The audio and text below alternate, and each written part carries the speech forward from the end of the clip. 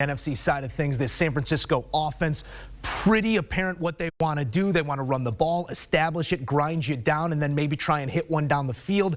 They're multiple in the way they approach it. A lot of motion looks out of Shanahan. In the two previous matchups between these teams this season, San Francisco's offense averaging 29 points per game. And we know when you hit 30, those numbers go through the roof in terms of your win percentage. What's the matchup we should be keyed in on in terms of San Francisco's offense and this LA defense?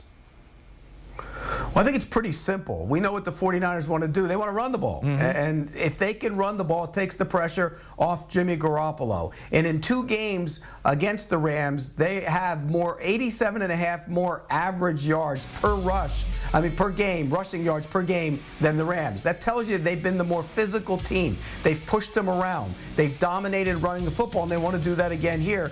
And if they can and control the clock, I think that's the formula. We know they can get those throwbacks to the tight end, sneak the fullback out when you get the run game going. But if the run game's not working, it's going to be a problem. The Rams have been pretty good against the run this year. 4.0 per rush, which is solid.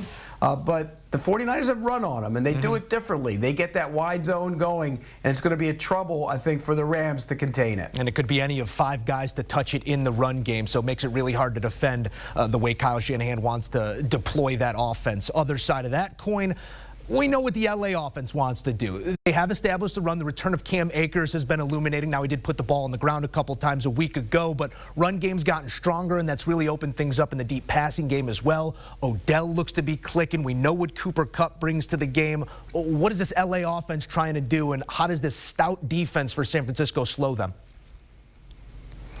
You know, really the styles are similar, just they do it differently. And they want to run the ball. Their whole offense is predicated on running the ball as well. Not so much as it used to be when Jared Goff was the quarterback, because they do some things differently with Matt Stafford because he can hit the shots down the field. But they still want to run the ball. The problem is the last time they played, the San Francisco defensive line beat up the Rams offensive line, just beat them up. They had 5 sacks in that game, played really good against the run, and they were spending a lot of time in the backfield. And I'm not just talking about Nick Bosa. I'm talking about other guys. Armstead had 2.5 sacks. DJ Jones was across the line on a lot of plays. Kentavious Street was dominant on the interior.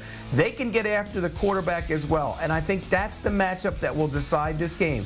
Can the inside people handle the inside down linemen of the 49ers? Because if they can't, it's going to be tough sledding for Matt Stafford in that passing game. And there you see it. Out of the teams that made the playoffs, blitzing just 19% of the time. So 1 out of every 5 snaps are going to bring pressure, but still pressuring the quarterback better than anyone has this postseason. Pete Prisco, always on the money. We thank you, my friend.